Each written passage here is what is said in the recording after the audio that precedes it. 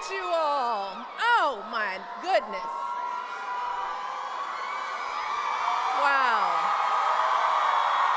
Thank you guys. Love you so much. Love y'all so much. All right. We've had you all here for quite some time now. We wanted to come to Atlanta because, well, we know y'all know how to throw a good party. And hasn't this been a wonderful evening? I mean, I've been in the back just watching everybody. I mean, oh, it's just so good to have everybody here tonight. And I want to thank all of my friends, all the folks who took time out of their busy lives to come here to be with Georgia, be here in Atlanta.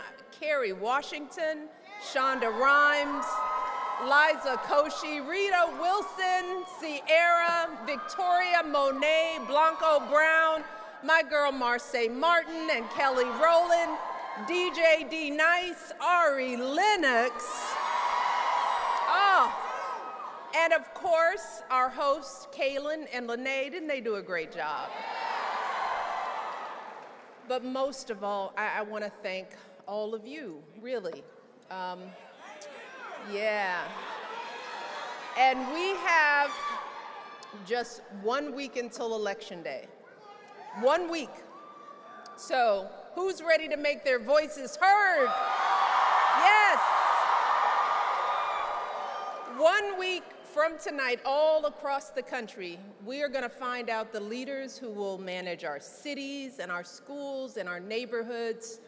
We will see which ballot initiatives went out. We will determine the makeup of the House of Representatives in the U.S. Senate. And I'm not sure if you've heard, but we'll also be picking the next president of the United States, too, yes. But tonight, I'm not going to get into any specific races or candidates because that's not what we do at When We All Vote. We are a nonpartisan, nonprofit effort designed to change our country's culture around voting.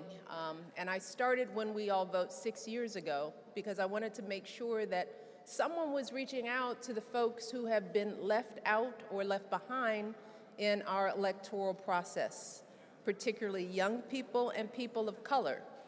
So, yes. So our goal is not to tell people who to vote for, but to instead encourage people to get registered, to give them the information they need to cast their ballot, and to make sure they have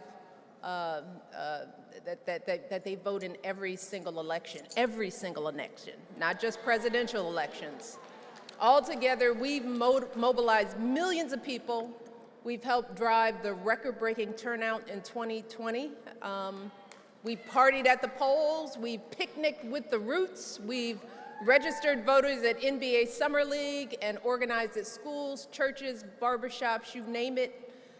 So I want to give a big shout out to all the folks who put in the hard work to make that work possible. So I want to give a big round of applause to the When We All Vote voters, volunteers, staff, all of you all. Thank you.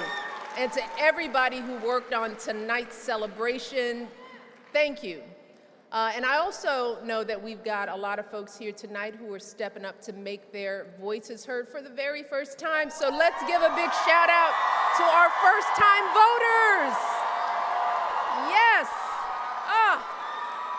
Oh, proud of you all. Now, all of you here tonight are the reason why I love this work.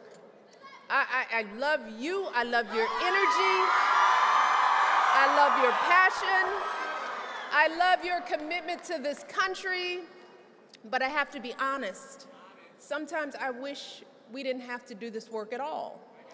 I'm always amazed at how little so many people really understand just how profoundly elections impact our daily lives.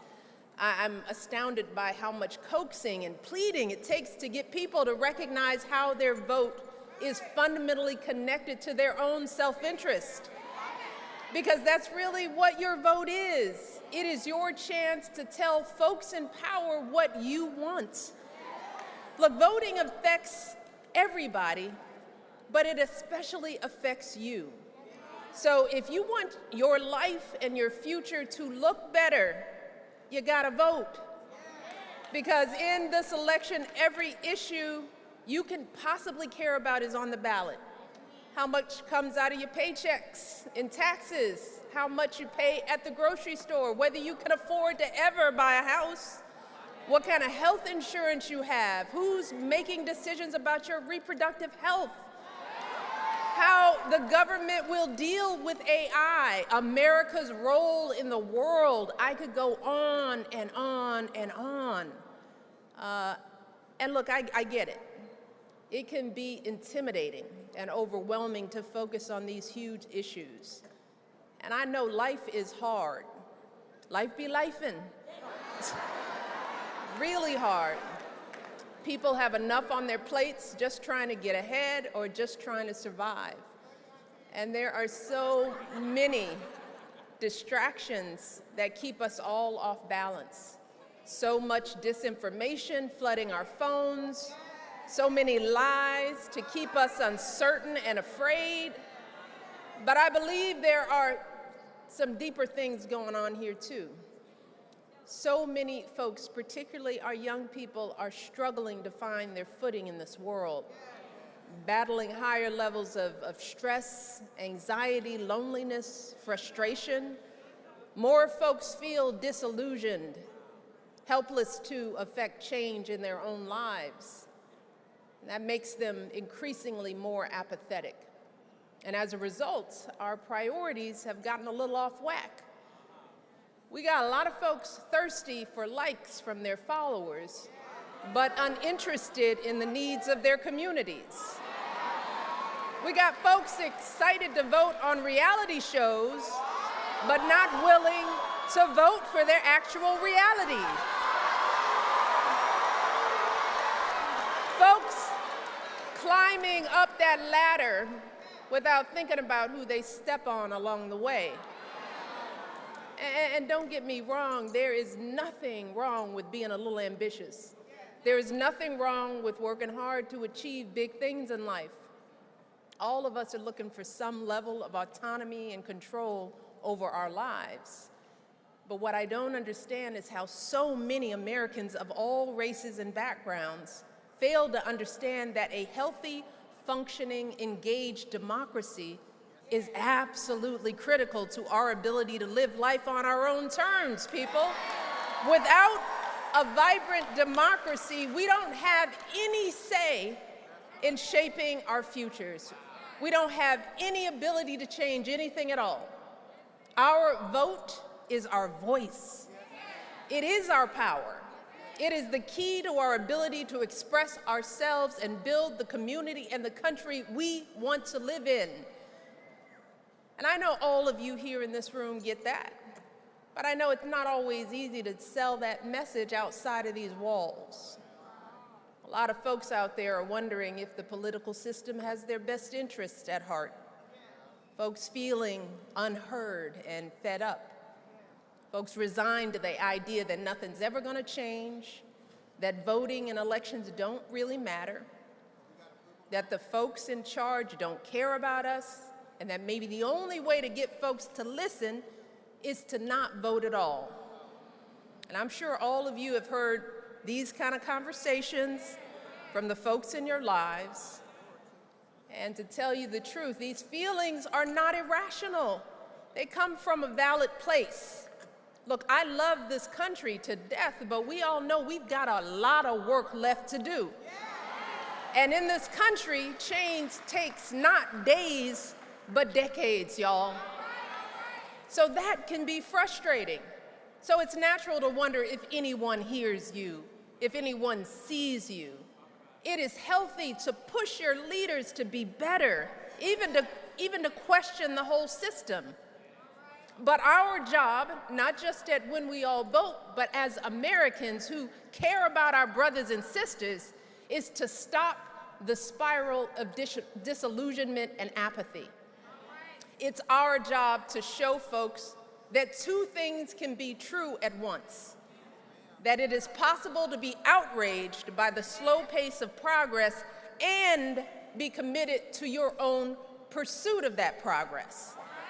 It is possible to be disheartened by what's happening and still choose to do everything in your power to make it better, to speak out, to organize, to donate, and yes, vote for the person you believe is the best candidate for your goals. See, that's what so many of our ancestors did. The generations who were isolated and denigrated and violated, yet nonetheless believed Dr. King when he said that we can hew out of the mountain of despair a stone of hope.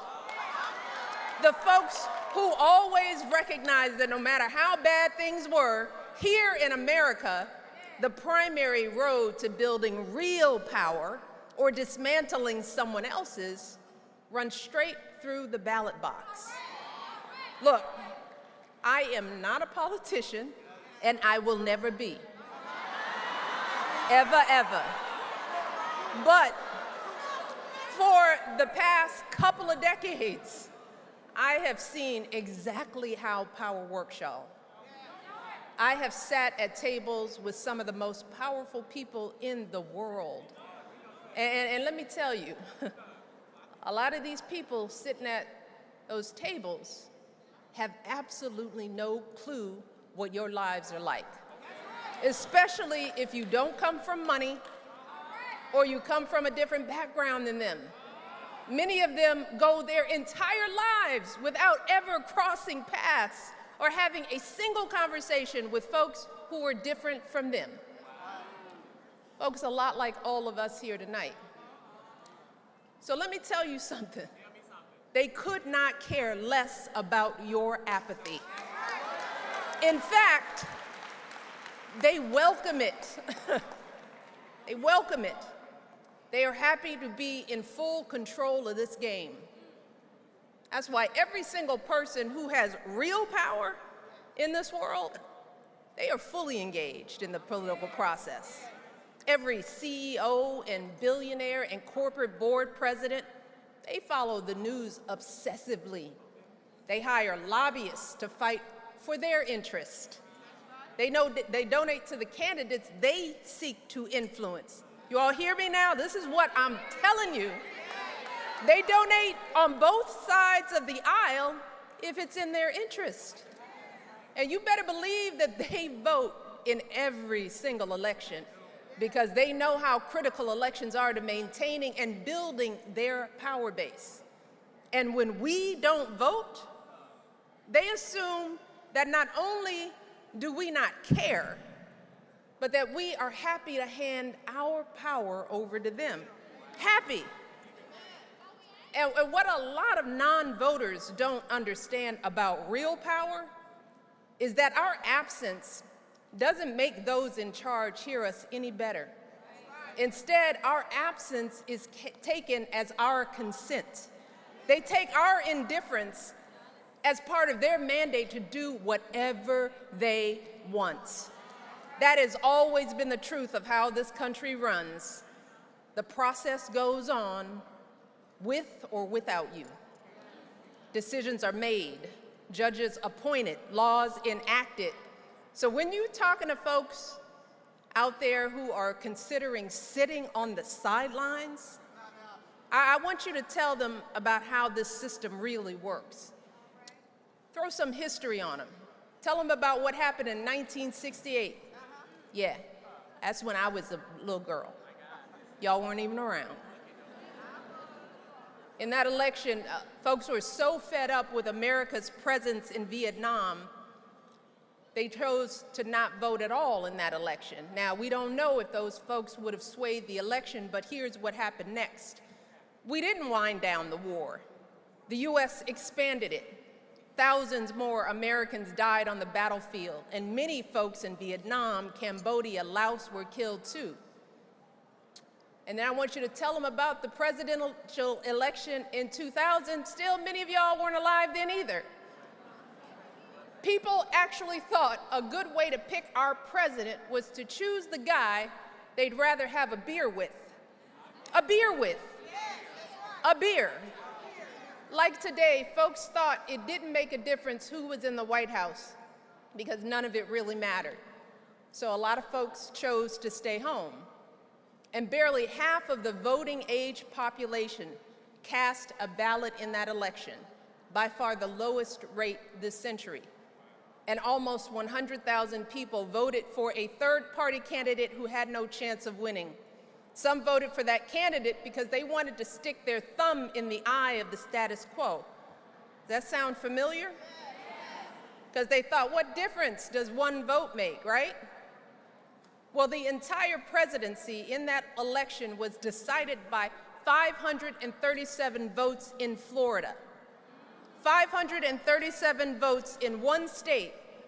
And as I said, the folks who win power take a victory of any size as a mandate.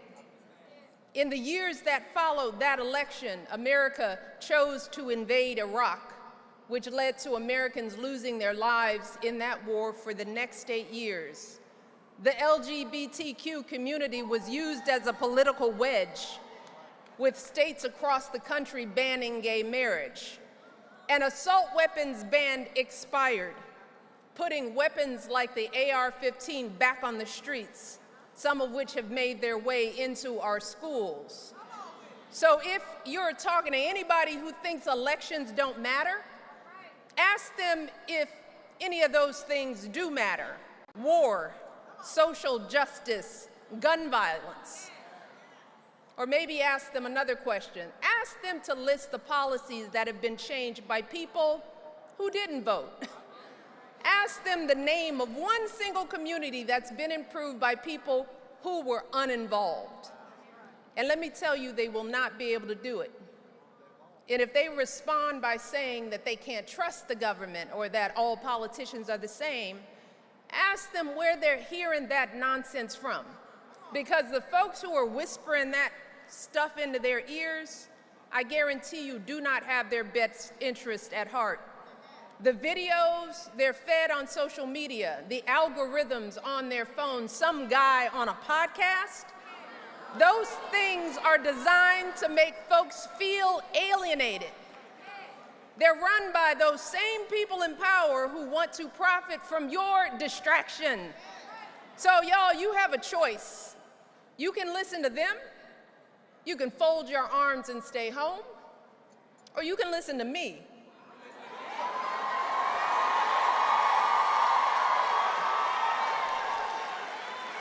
And if you want to listen to me, here's a warning.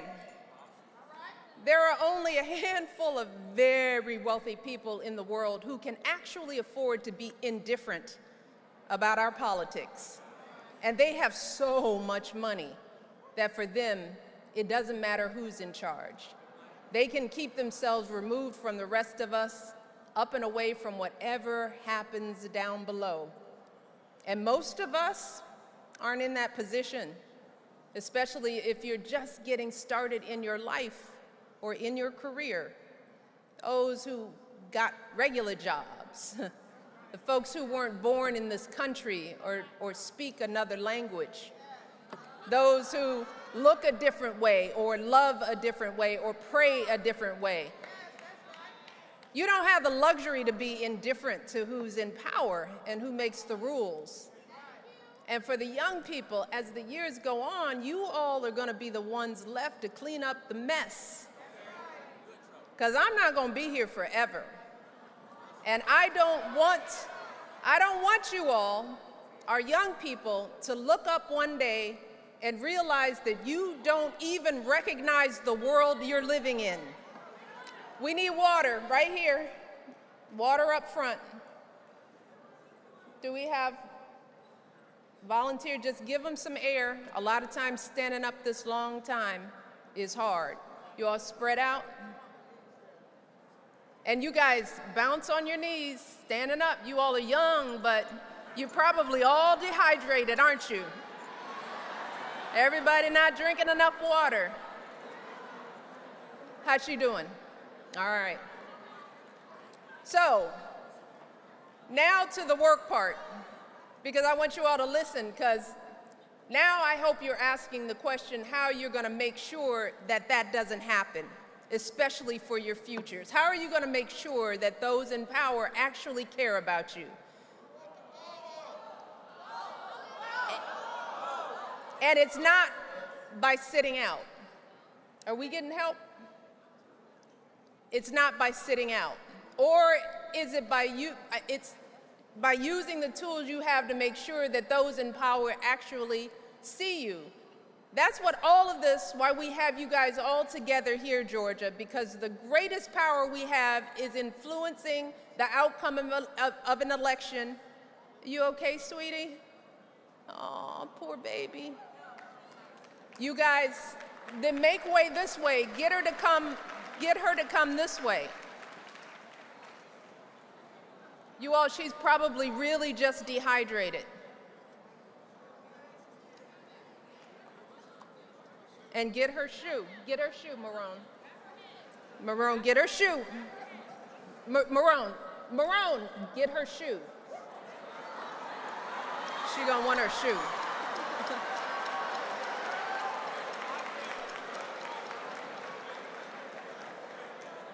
You all, thank you. Thank you for looking out. All right. See, in the end, what matters is community. All of this, you know, and when we're talking about voting, we're talking about protecting our community, protecting the people that we love. And the greatest power that you have in this is influencing the outcome in this election is really figuring out your community. It's focusing your efforts on your own camps. Because when it comes to getting people engaged, when it comes to convincing someone to get out and vote, folks tend to listen to people they actually know. I mean, that's one thing we've really learned. I mean, celebrities and famous people, they're wonderful. And thankfully, we've got so many who are focused and they're willing to come out and spend their time. But you've heard it. Some people will tell famous people, shut up and sing. Don't tell me what to do. So there's only so much we can do for people who we don't know personally. But people in their day-to-day orbit, people that they share a connection with, you can have an impact. So I want you all to look around in your own circles, the tables you sit at, the relationships you have, and ask those folks, what's your voting plan? So I'm talking about your families, your classmates, the folks you sit with in the pew at church or drink mimosas with after church. Who can you call while you're sitting in this lovely Atlantic traffic? I want you to think about that. It sounds simple, but you'd be amazed by how many people avoid having these conversations with the people they know. Nobody wants to have uncomfortable moments. Nobody wants to make things weird. I get it. But if you can't use your voice at the tables where you already sit, how on earth do you expect to have any voice at the tables where you don't? So, let me tell you, if y'all live like I live, if someone doesn't have the good sense to vote, I don't fool with them. I wouldn't pay, and sorry students, but I wouldn't pay tuition or give gas money to a child of mine that wasn't gonna vote. And fellas, if anybody was that clueless, I definitely wouldn't go out with them. So ask these brothers, you registered? You wanna pull up to me? Let me see your voting card.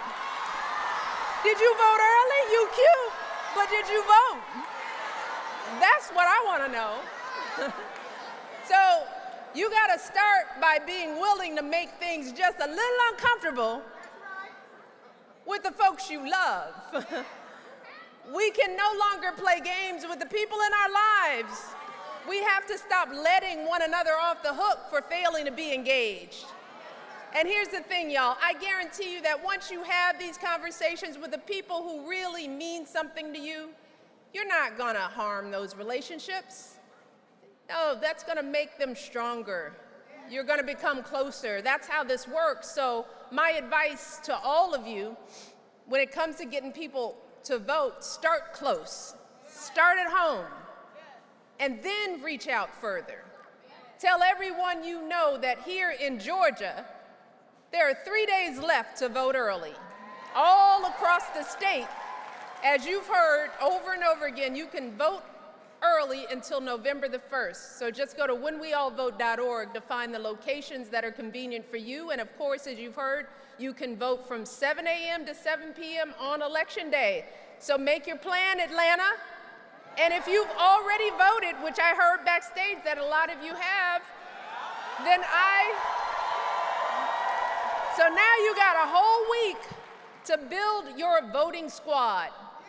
I want you to reach out, you heard this, reach out to at least 3 people. 5 to survive and 10 to win, was that it? Did I get it right? Who might not vote, find those people. You know them, you know them. You got a friend, I know y'all do, a couple of knucklehead friends who are talking about not voting. You gotta find them and shake them up, because you know how close this election is gonna be. 4 years ago, the presidential race in Georgia was decided by less than 12,000 votes. And when you break that down, y'all, this is the point you gotta hear. When you break 12,000 people down across precincts, that's just 4 votes per precinct. So these numbers that we're talking about, 3, 5, 10, that's real. The same year in Iowa, there was an entire congressional district decided by just 6 votes.